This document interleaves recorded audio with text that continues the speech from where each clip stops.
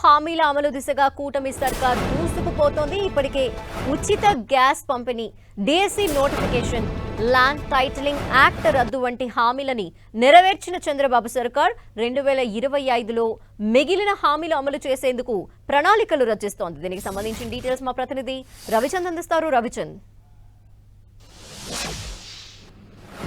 Dhanalakshmi, TDP అధినేత ముఖ్యమంత్రి చంద్రబాబు ఆంధ్రప్రదేశ్ ప్రజలకు ఇచ్చిన హామీలను నెరవేర్చేందుకు 2025లో ఎట్టి పరిస్థితుల్లో కూడా హామీలు అమలు చేసే దిశగా ప్రయత్నాలు చేస్తున్నారు. ఇప్పటికే మేనిఫెస్టోలో పెట్టిన అన్ని హామీలను కూడా ఒక్కొక్కటి అమలు చేస్తున్నారు.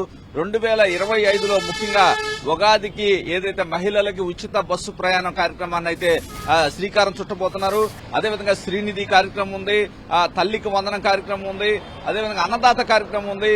వీటితో పాటు బీసీలకు రక్షణ చట్టం అనే ఒక కార్యక్రమాన్ని ఒక చట్టాన్ని కూడా చేయబోతున్నారు. ఈ విధంగా ఆంధ్రప్రదేశ్ కి ఇచ్చిన హామీలన్నీ కూడా కూటమి ప్రభుత్వం చేయడానికి రంగం సిద్ధం చేసుకుంటుంది.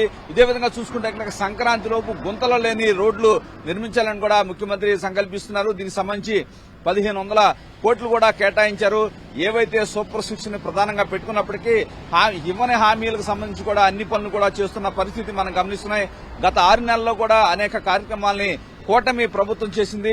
ముందు కూడా 2025లో మొత్తం కూడా పూర్తి చేయాలని సంకల్పం తీసుకుంది. అదేవిధంగా ఆంధ్రప్రదేశ్ జీవనాడైన పోలవరం కావచ్చు, అమరావతి రాజధాని వ్యవహారాలు కూడా చాలా స్పీడ్ గా అడుగులు పడుతున్నాయి. ముఖ్యంగా కూటమి ఇచ్చిన హామీల్లో నిరుద్యోగ భృతి 3000 రూపాయలు కూడా ఈ సంవత్సరం అమలు చేసే అవకాశం కనిపిస్తుంది. అదేవిధంగా అనేక మంది పారిశ్రామికవేత్తలు పెట్టుబడుల కోసం ఆంధ్రప్రదేశ్ కు వస్తున్నారు. వారిని ఆకర్షించే విధంగా కూడా పాలసీలు తయారు చేస్తున్నారు.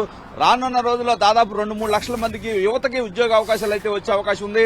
2025లో తమ లక్ష్యాలను సాధించేందుకు ముఖ్యమంత్రి కూడా ప్రయత్నం చేస్తున్నారు. అందరినీ తనతో కలిసి రావాలని కూడా మంత్రులు కావచ్చు, పార్టీ నేతలకు కావచ్చు, రాష్ట్ర ప్రజలకు కూడా ముఖ్యమంత్రి పిలుపుస్తున్నారు. Dhanalakshmi, okay, thank you Ravichand.